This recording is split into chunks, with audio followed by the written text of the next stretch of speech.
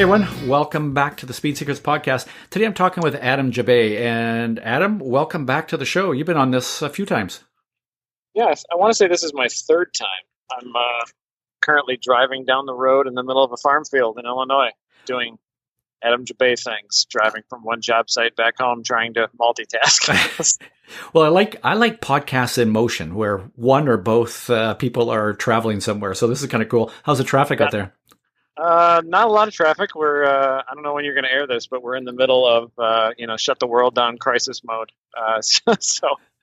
My quote unquote essential job of like repairing the places and buildings people live in is still happening. I'm hiding behind plastic and putting gloves on, and it's a weird time, but still doing stuff. So it's a weird time for sure, and obviously for motorsport, and in the grand scheme of things.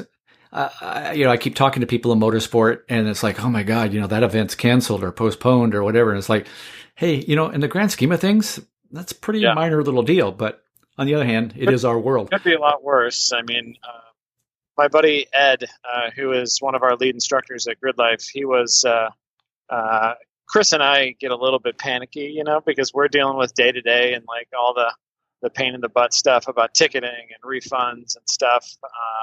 But Ed's a real level-headed guy, and he said, 8 years ago, I thought the biggest thing in the world was like, the smallest thing in my world right now. So got to have a little bit of perspective and think, it's going to be a rough time. But like anybody who really wants to exist in 10 years, we'll figure it out one way or the other. So. Yeah. Companies and tracks and stuff, but greater good and cross your fingers, are still things. So, yeah, because we know that crossing our fingers fixes everything. Well, it seems to work. Every time I cross my fingers, eventually stuff gets done. Really? I find it hard. I certainly find it hard to type. Up until now. It's true. I can't get a lot of words per minute with my fingers crossed. I guess if you practiced it, you'd probably get pretty good at it. Just like driving. Yeah. Just like driving. So I guess the good thing about this time is I think more people are recording more podcasts now than ever before because we've got a little time. Obviously, there's a whole bunch of esports and sim stuff going on, all that kind of stuff. Right. But, for you and I, this is a little bit of a reciprocal thing where, you're on my podcast, I go onto your Slip Angle podcast, and we kind of go back and forth. How's the old Slip Angle podcast going? Right now, we're having the best year download-wise. People are, especially in the past month, people are listening to a lot of podcasts, I think. But we're two shows a week, and we have been for a while. And we'll probably be 2 shows a week for the duration of our season, the Gridlife season. Abe and I. Our co-host Derek, and then Austin pops on once in a while. He got more into airplanes. He's turning into you. He's trying to fly. I saw that. Yeah. He's in commercial flight school right now. Wow.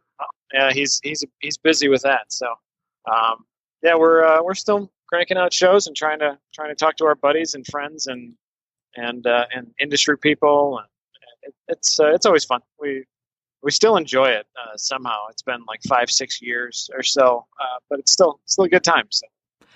So I know that the shows that I've listened to, there's been some really great stuff. But can you share a couple of either the weirdest, funniest, strangest stories that have come out of your conversations with people on your podcast?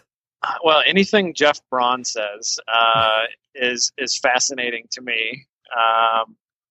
One of the crazier stories. He started. I don't actually think we got it on the podcast, but he said that the Level 5 special show that he recorded with Dinner with Racers many years ago. Yeah. Talking about the development of the Esports Racer with Scott Tucker to win the SCCA runoffs like 2012. He said to us at PRI this year that was only like the tip of the iceberg. He was like, that was only like 25% of the story. And so that kind of blew my mind that there's that much more out there. I got to get Jeff on the show this summer sometime. So maybe right now he's probably not at a racetrack every week. So I've been going back and forth with him a lot. Well, in fact, I think I traded about 8 emails with him this morning. But he's gotten fully into coffee roasting, and Oh, cool. And it's so he sent samples to my wife, who's the coffee drinker in the house, and you can go online and buy his special blends of coffee beans. Really? What's the one? So he's got one blend that my wife likes is Eau Rouge. Which is okay. Yeah. So anyway, so he's gotten into that. The funny thing is he's approached it the same way that he approaches everything as an engineer, and he's got spreadsheets and data acquisition and all this stuff around roasting coffee beans. So yeah, of course he did. Yeah, Jeff is an amazing guy. So. The stories that come out of like lifetime engineers and crew guys are some of the best stories. I mean, some of my favorite shows have been with, I don't know if you've ever met Gary Cummings. He used to manage Road Atlanta trackside stuff. Yeah. He was he's been around pro racing on and off for forever. He was, I think he was technical director for the Grand Am series. Yeah, that's where I know him from. Years.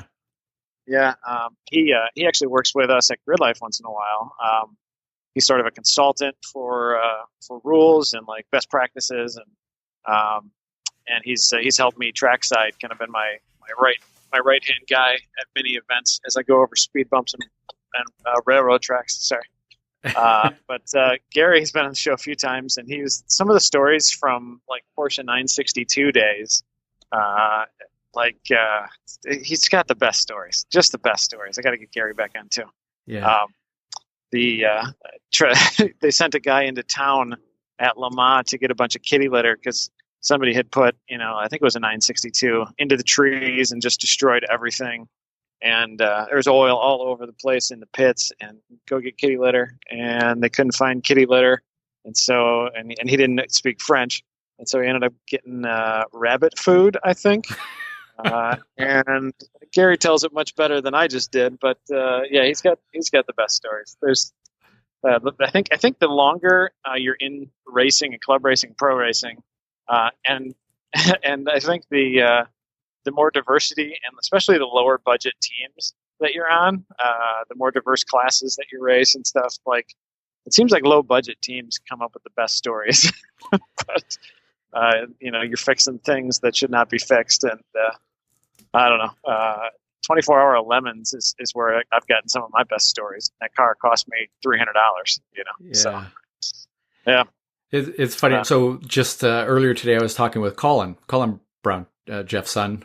And we were kind of reminiscing a little bit about 2 years ago being in Europe, and we would land in the same airport, meet up, and take the rental car and head off to the track or a hotel. And typically, we're landing in to go to Red Bull Ring in Austria, or we're landing in Marseille to go to Paul Ricard or whatever we were going. And, we would end up with these really funny travel experiences. And the one that actually we didn't go back on was, and it's the silliest thing now, but, we left the Red Bull Ring and we're heading back to Vienna after the race.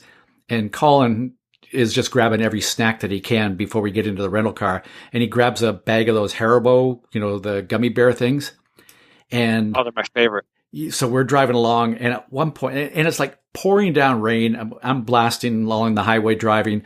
Colin's sitting next to me. And at one point he takes one of the little gummy bear things and puts it up on the dash. And it's like, okay, how smooth can you drive? And so we're driving along, and then he puts another one up. And another one. At one point, we have a dozen of these Haribos all lined up across the dash. And the light from the sky and the thunderstorm going on is so great as they reflect through the transparency of these gummy bears. And of course, we get to Vienna, and now we're pulling into the hotel, and there's an underground parking. It's like, can I get down the underground parking garage without knocking these gummy bears over? So, how successful were you with it? When we returned the car back to the rental car place the next day, there were still half of them standing. Pretty good. Yeah. Pretty smooth. Still got it. And you kind of go, how silly are we? Yeah, you've traveled too much when that is when that becomes the most fun thing in your day. Yeah. You were probably in some diesel, tiny, 3-cylinder something, whatnot. But something like that. But yeah, I don't remember how smooth you can be with something like that. But we had some great cars and some bad cars last year that year in the rental car situation. So, anyways, one of my favorite stories is your terrible Aero low. I think it was a Lola at Daytona. I like that story too. Yeah, the scariest car you ever drove. Yeah, the Lola engineers told you that you shouldn't drive it. it would have traveled better going the opposite direction through the air. Yeah. You were driving a plane. It sounded like. Yeah, exactly. Actually, we were driving an arrow pointing the wrong direction. Yeah, backwards. Yeah. That's not ideal. What are you driving right now? What are you driving right now? Right now, I'm driving a '99 Ford F250 with 662,879 miles on it. So she's an old girl. Wow.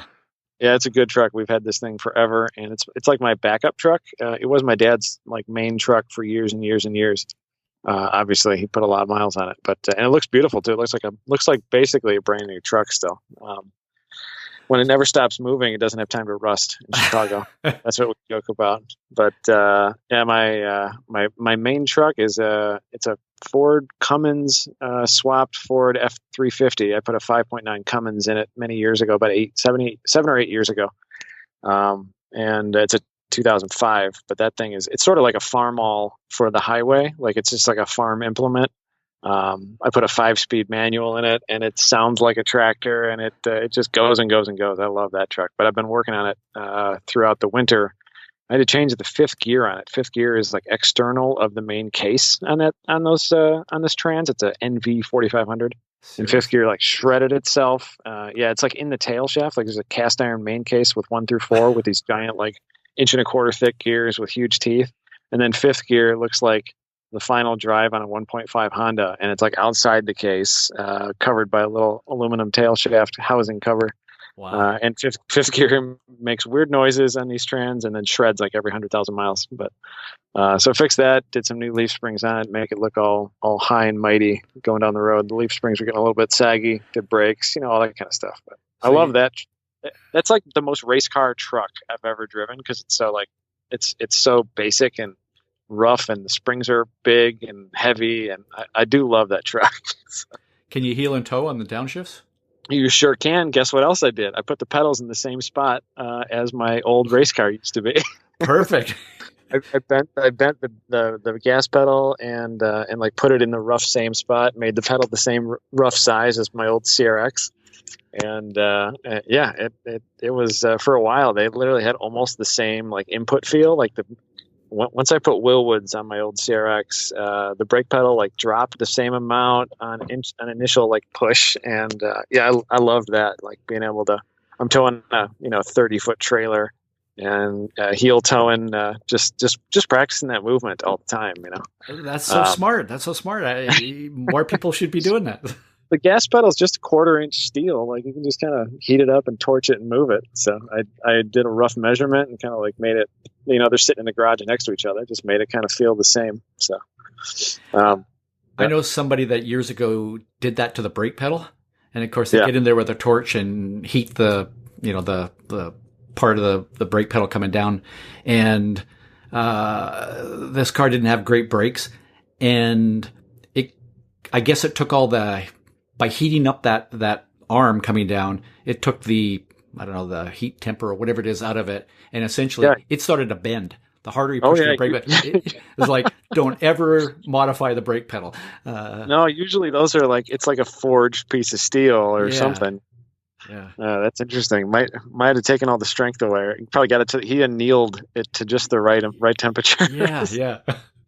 Turned it into aluminum, huh? Yeah.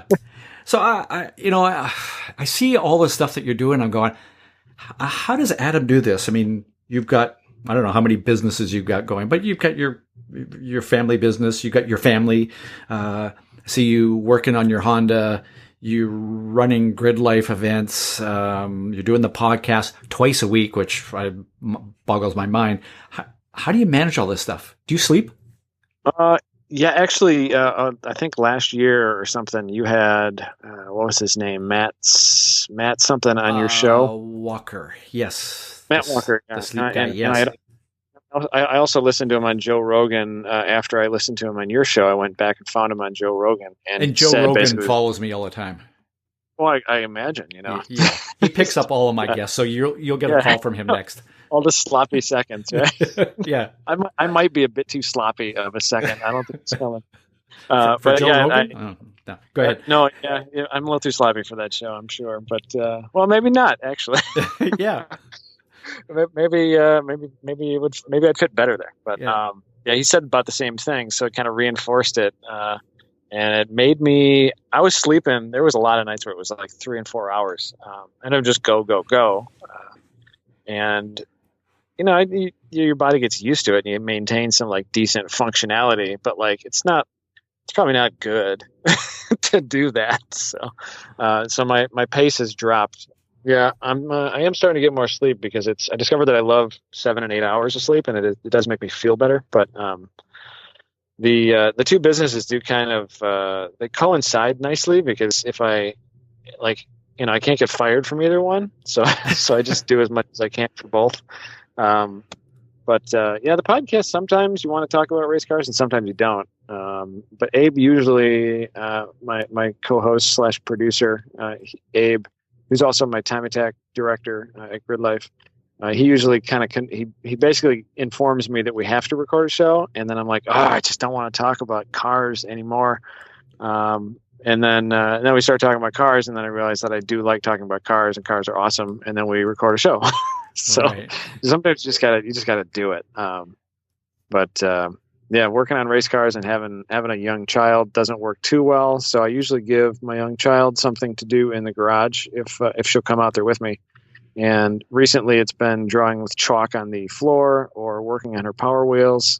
But for a while she was like making vinyl stickers for my car. So there are like random Emma made vinyl stickers like all over my race car.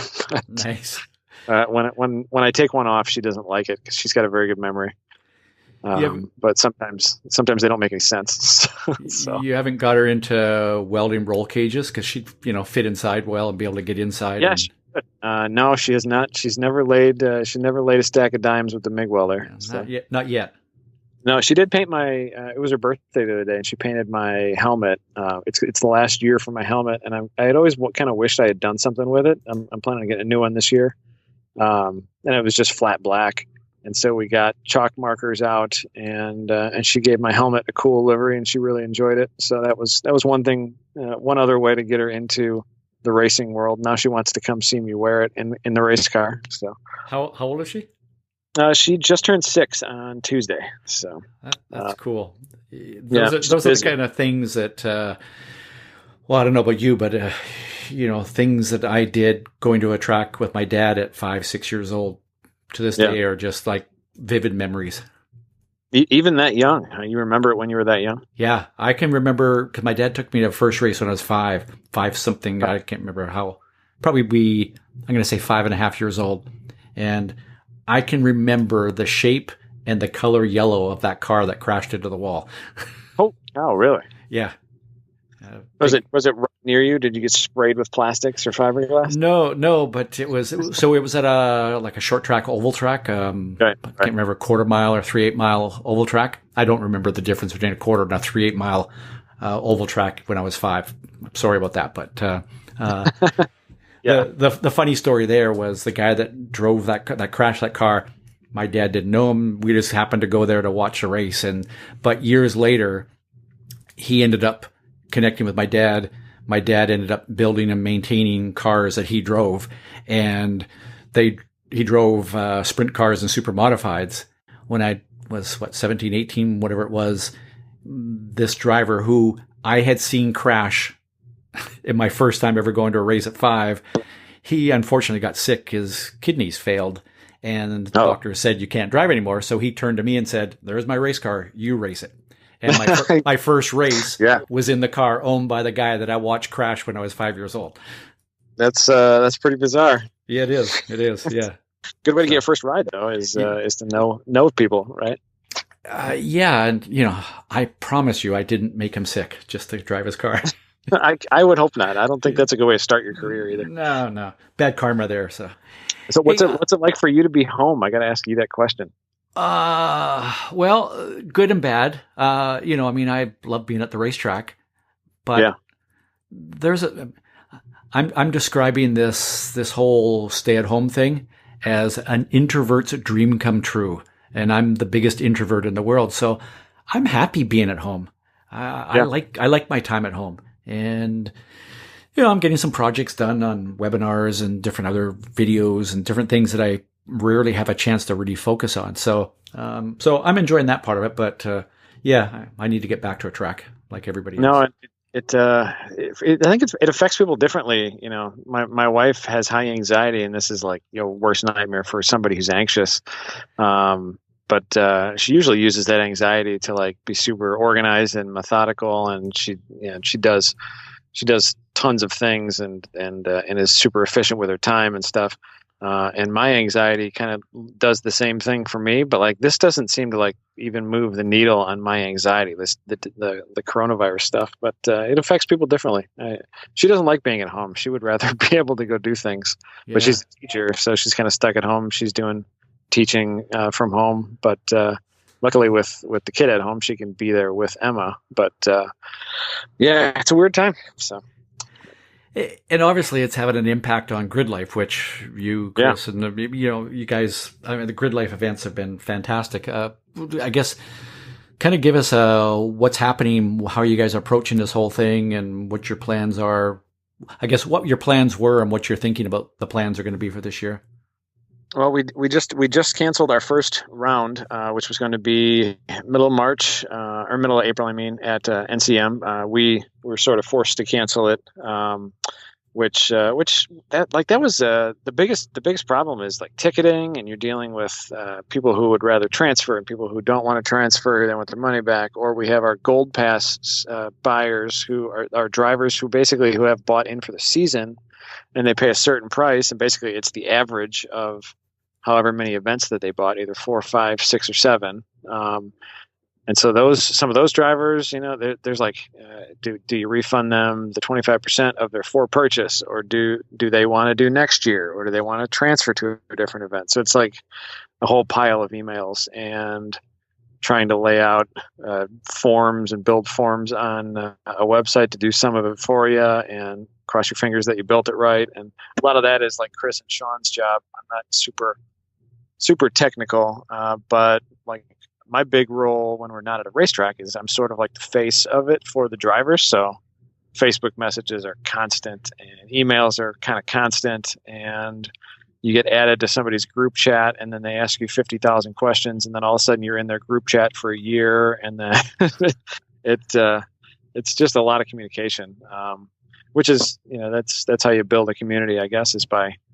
maintaining almost too much communication. But yeah, a lot of emails, a lot of text messages, and now we're up against like, will we be able to run our Midwest Festival event, which is kind of like the cornerstone original event of our series, which is June 4, 5, 6, and 7 in Michigan.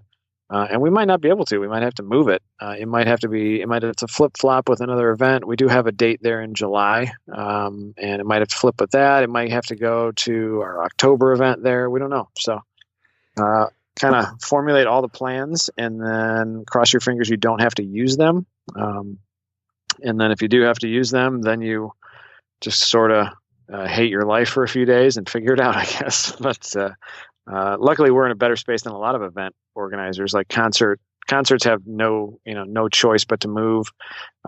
We have other dates, and we're all sort of in the Midwest, and so we have our own. We have dates that we already have that we can move to, and we're not totally dependent on one specific music act or 10 specific music acts. We can be pretty flexible because we're a little bit smaller in the festival world, but we're dealing with a lot of drivers. The drivers all kind of want us to put on events because it's sort of like what they build their hobby and their life around. Is they built a car for this class and they want to go race with their friends. And if we don't put those on, if we just postpone the whole season, everybody has a bad year, and that has been a thought. Like many festivals and stuff are just like, well, we're gonna cancel and do it next year, or postpone and do it in the fall. But yeah, we've got a bit of an obligation, sort of, to our series to do as many events as we want to do or promise to do.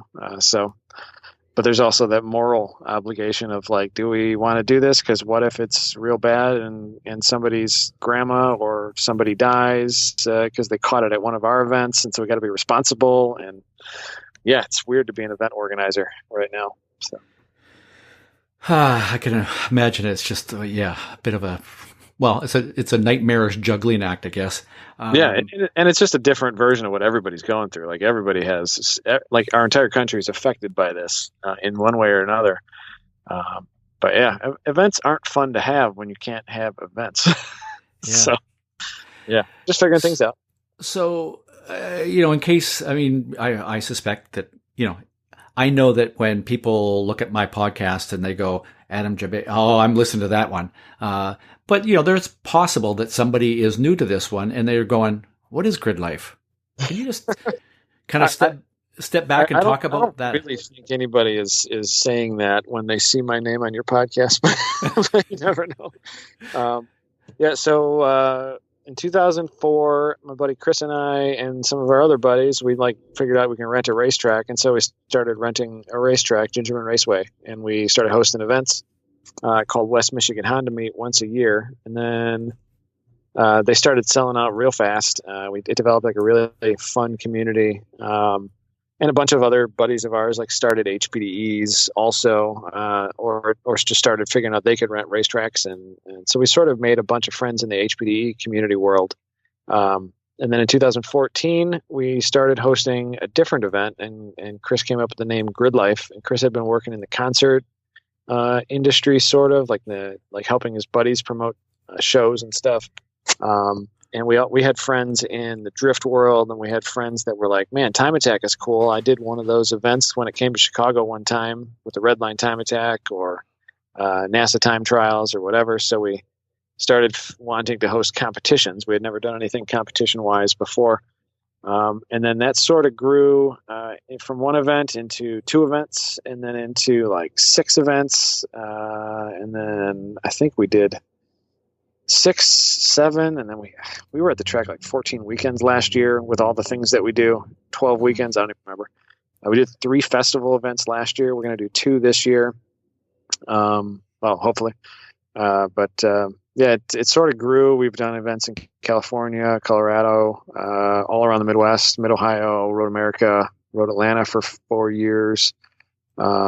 We were going to do one at NCM this year, which was going to be kind of a favorite for me, I think, because that track has been nothing but awesome to work with planning the event. And they really, really wanted us to come, and they've been super, super accommodating. And they even got high-speed internet so we could do our live stream production. And now we can't go because Kentucky said we can't. But we do have a date planned for next year for that one. That's going to be the middle of April next year again. I think 18-19 or 17-18. Yeah, no, it just kind of turned into a series. We have a large time attack field called Track Battle Time Attack, 5 classes with a 6th class just added, which is the EV class, if I'm counting correctly. I'm kind of doing rough math. And we last year was our first year for wheel to wheel, which is kind of the thing that I've always been in love with even when I was young. I'd been to a couple SCCA races with customers, my dad's and stuff, who had production prod cars and stuff. And then I raced SCCA for several years until Gridlife got too busy, and then I just didn't have time anymore. And so I started daydreaming in 2015 about what my ideal wheel-to-wheel class would be. And so last year we launched that, and it was real successful. Gridlife Touring Cup. Our biggest field was our second race, I think, or maybe it was Road Atlanta. I can't remember. It was 40 cars. And Midwest Festival right now has 50 registrants, and it's all one class, wide variety of cars. It's roughly a horsepower to weight class, but with modifiers for which type of tire you use. Hoosier / 40 treadwear-ish DOTs, or 100 to 200 DOT, and then 200 and up are 3 tire categories. And then there's modifiers for aero. So if you have no aero, you get to run, obviously lighter than some aero, or, you could run street tires and no aero, no major aero, and run a little bit more horsepower. And so we did have one event this year. We were a support series for the Circuit of the Americas event, that Super Lap Battle, which is the guys from Global Time Attack. They host, and so we were a support series for that, and that was super fun. So we were at COTA in February. But that's been sort of a passion project of mine, and some close buddies who are on my rules committee. Some pretty smart dudes who have raced a lot of different cars. So we tried to come up with a series that was, you could choose your own adventure of build style. You could say, well, I got this old, look around the parking lot at a gas station. You got like a Ford Fusion right in front of me, and like that is the engine that bunch of like NC Miata or MX-5 guys are pulling out and dropping into their Mazda 2.5 Duratec 4-cylinder, and it's like a $500 engine from LKQ. They put a set of cams in it, and you're right at class legal horsepower with like $1,000. And then there's also guys with like wild built twin cam Hondas, and they're spending $10,000 on engines. And then there's we had an old ancient like 60s Volvo. We had, I mean, it's anything and everything. Yeah, we got a bunch of guys with a Honda K24 engine, which is obviously a super popular swap into anything rear-wheel drive or front-wheel drive now. Just trying to build a class that in my main holdup with most racing is like the cost of the engine to get to the front of the pack, and I wanted to make that barrier of entry as flexible and as hopefully scrutinizable also, because if you can't enforce a rule, then it doesn't really exist. But trying to build a class that hopefully has some legs long term, because it's easy to get into, and you can build the car that you want to build. And it's been an exercise in patience building a rule set that works, but it's had a real good year last year, so we're very excited about it. That's cool. And obviously you're getting good entries, so a good number of cars. So if I show up at a Gridlife event,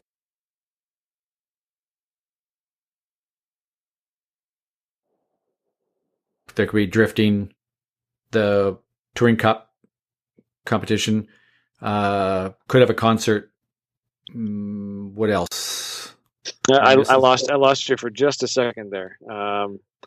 The internet's friendly. I think everybody's on the internet right now. Okay. So this is the part that I hate, because this is the part that requires editing. You know what I do is I don't edit them out. We just leave them in, and it works. People like to listen. But well, we'll see. Maybe all of this will be in there. So, what I was saying was, so if I come to a Gridlife event, depending on the event and where it is and the track and that kind of stuff, so I could see or be part of and participate in, time attack, HPDE, drifting, wheel to wheel, the Touring Cup thing.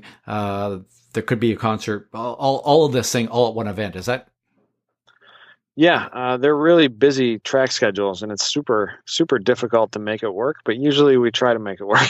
But there's usually car show portions at the festivals, and we're trying to bring to some of the other events, the smaller non-festival events. We're trying to bring that car show, cars and coffee style meet element as well.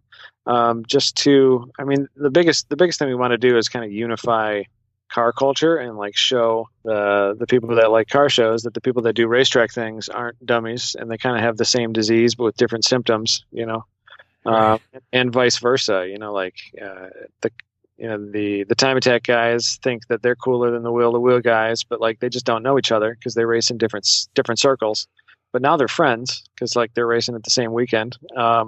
Same thing with drifter versus anybody. Like 5 years ago, I thought drift was the dumbest thing in the world. I thought it was, silly. And now I really want to build a drift car because I got to know a bunch of drifters, and I saw, drifters go backwards into a turn and save it at 100 miles an hour, and drift down the S's at Road Atlanta, and drop down on turn 12 at, as fast as I've gone in my car at Road Atlanta, but he does it like at full lock, and then he manji drifts back and forth the whole straightaway with those big scary concrete walls before turn one.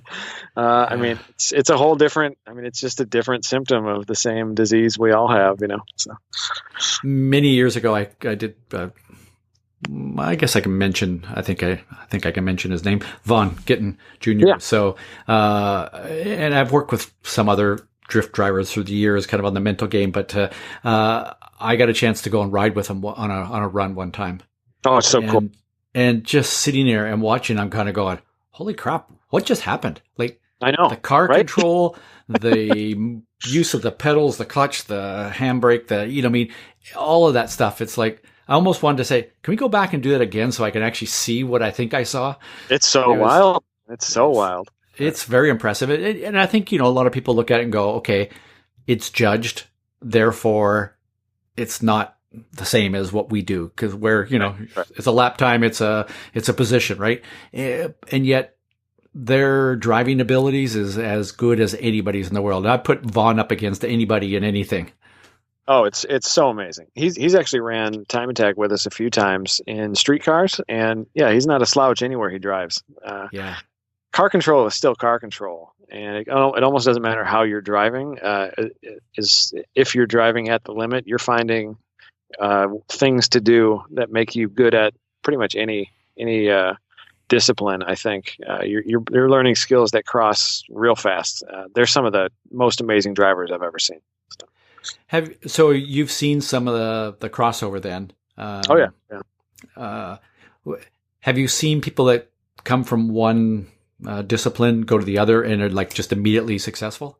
Oh yeah. We've had a lot of the pros obviously at events, Vaughn and and all of the Drift Alliance, a lot of the Formula Drift guys, a lot of the Pro-Am Formula Drift drivers, and then a lot of them also have grip cars, like time attack cars or wheel-to-wheel cars. They come from, go-karting. They come from wherever. We've had several drift drivers who came into cars because they thought drifting was cool. And then they saw, and we've even had car show drivers, look at time attack and say, hey, I want to do that. And they came up through our HPDE program. And it's like, anybody that really is passionate about this, especially if you're from one driving, rather than car show. But the car show guy ended up being within 2 years, he had won an event in our street class. But that's cool. Yeah, the drift drivers are pretty impressive. We had one jump into time attack after a couple of HPDE groups, and then he was also driving a lot of drift events. And we had another, and he did real well. We've had another a female driver who has really gotten deep into time attack, and she really came into the sport because of drifting. It's cool to see some of the people changing the kind of the version of the hobby that they do, or just trying to do more things. We've got drivers that have a car for everything. Like out in Phoenix, Arizona, Sally McNulty has a Gridlife Touring Cup car. She's got a wild street mod time attack Subaru, and she just bought a drift car. She's got 3 cars, and she also probably has plenty of maintenance jobs on all of them if you look at her Instagram. But she's as in it as anybody, and she has a car for all the disciplines that we do. And then, it's cool to see drivers playing around in all aspects of the sport. So, wow. Yeah, that is cool. What about esports sim racing? Oh man, don't get me started. I don't like video games, but everybody else does. Well, why don't you like them? I don't know. I've never been into them. I've always been like, my parents never bought me any video games. They bought me lots of Legos, and they let me play in the wood shop. And my dad bought me a welder. But so it's always been like this thing that I was never good at. Like when I went to sleepovers at my friend's house, they always kick my butt in video games. So I always have a bad taste in my mouth. But all of our friends seem to like them. So the esports is kind of a booming thing. I like announcing it, and I like hanging out. We do game night. It's a few years now. We've had a SEMA party the last 2 years at the Esports Arena in the Lower, which is like a giant nightclub focused around video games, basically. We're bringing a bunch of driving simulators, and through the help of Fanatec and a bunch of companies, we've kind of gotten some pretty cool simulator rigs to be able to bring around the country. We've thrown a couple of them at our Chicago, attached to our office in Chicago. We have an office in a big co-working space. There's they call it the hangar, but it's a big warehouse, and we've thrown parties there a few times in January the last couple of years. And a partner of Gridlife, FCP Euro, out in Connecticut, they threw a game night for their employees and then for their cars and coffee, which is like a big cruise-in cars and coffee thing every Saturday, I think, or Sunday. But they threw a game night last October. We brought all of our stuff out there and kind of threw a party for, I think it was 3 nights in a row. So, and then recently, we have started a Forza League. We basically using the same classing structure as our regular time attack, and that has exploded in the past 2 weeks. It's been a lot of work, especially for Chris. But and for the last few years, buddies of ours have started Gridlife iRacers, and that's turned into a pretty big iRacing league. And they do sort of like virtual GLTC racing. They play with a lot of different cars, and it's a lot of the same racers. We have a lot of time attack and GLTC drivers that drive with it, but they've had a lot of fun with our buddy Kyle and with SimTV. They broadcast on YouTube. So if you look up SimTV on YouTube, you can see a lot of those races. He does a great job, and he's also kind of our main announcer for live streams for GLTC. But yeah, sort of branching out into that world. It's like another symptom of the same disease. It's driving. It's just a different way. So, yeah, I agree. And I think, I think obviously what we're going through right at the moment, more and more drivers are competing in different forms of sim racing and things like that. And, you can't help but wonder, like, okay, when real racing, I put it in air quotes here, begins again, because I've seen sim racing and it's some real racing. Yeah. It's, yeah. You wonder if when we kind of go back to the normal thing, is it all just going to die off? I don't think so. I actually think that this is, I wish I had invested in some esports, iRacing or somebody, something in the past. I wish I'd invested in that because this is probably the best thing that's happened for them. Yeah.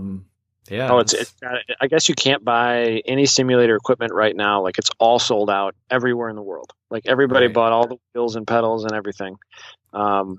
Last year, one of the guys that drives with us in GLTC, DJ Alessandrini, he came up through iRacing, and he turned into kind of a really good autocrosser. He ran nationals with SCCA for a few years, but iRacing is really like where he got into cars. And he transitioned into real cars with us last year. He got a 2007 Civic or whatever, and the power was right at the limit for GLTC. And I think he was podium his first weekend, weekend ever competing. He went through our competition licensing program. He did an SCCA driver school before that, just to kind of get familiar with the car.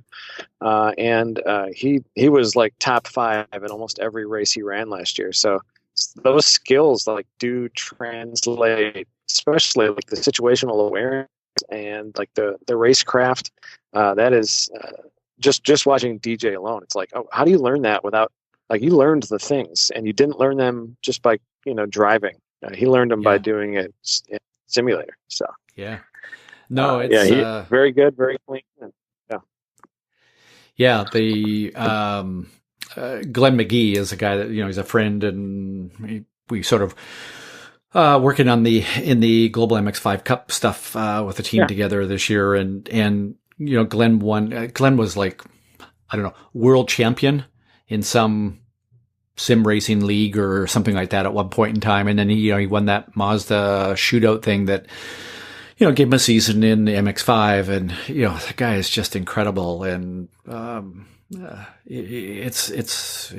there's no reason why you can't learn so much of this stuff. You have to adapt a little bit.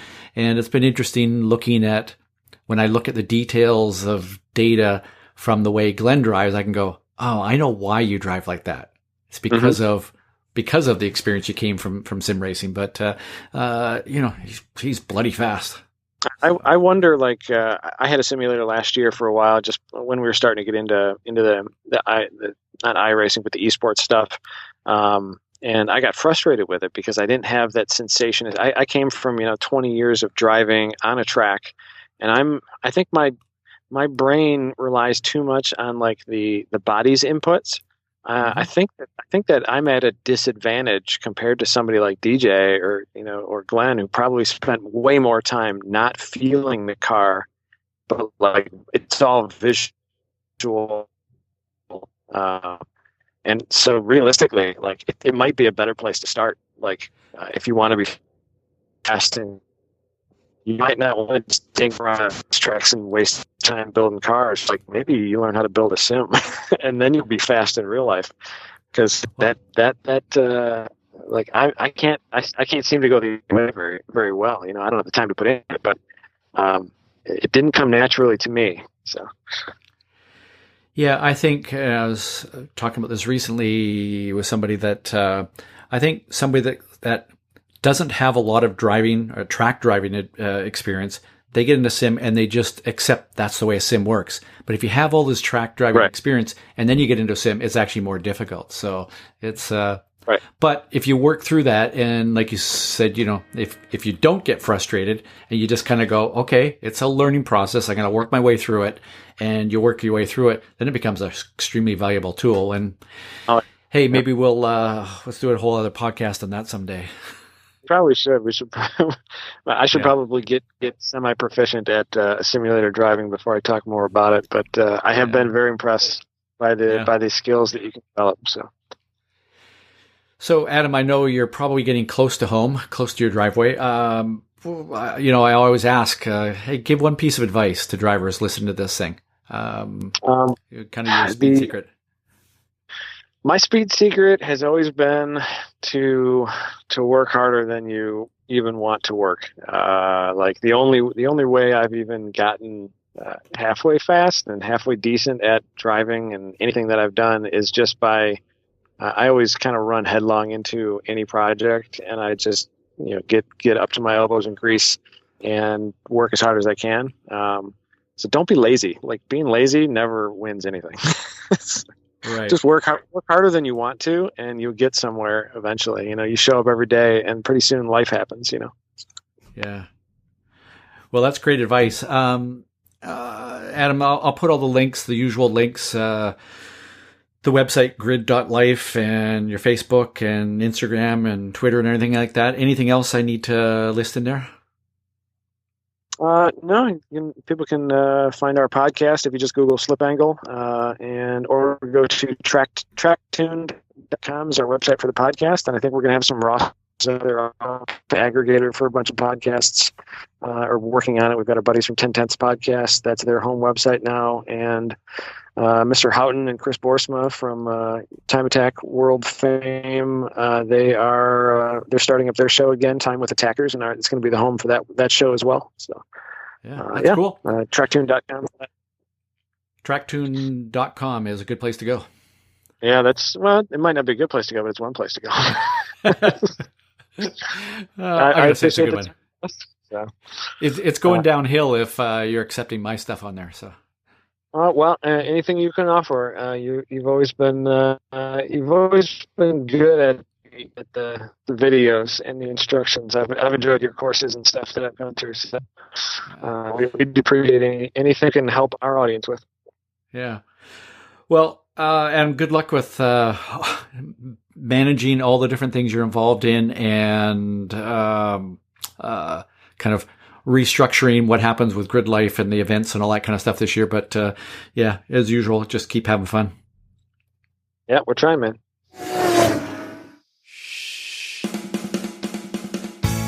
Whether you've been to a particular track before or it's your first time, understanding the circuit in detail is critical if you're going to be fast and smooth. Do you know where the apex is for the most critical corners? Or even what corners are the most critical? How about knowing the best places to make a pass?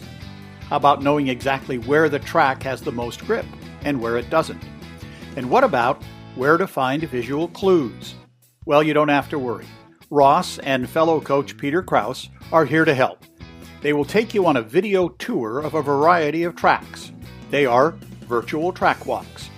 The feedback about these Speed Secrets training videos has been over the top. Experienced drivers who've been going to the same track for a decade or more say that the virtual track walk helped them shave seconds off their best ever lap times. Go to speedsecrets.com/virtual track walks to preview this amazing tool. It's a detailed resource you have to see to believe. That's speedsecrets.com/virtual track walks. Keep learning and, of course, having fun.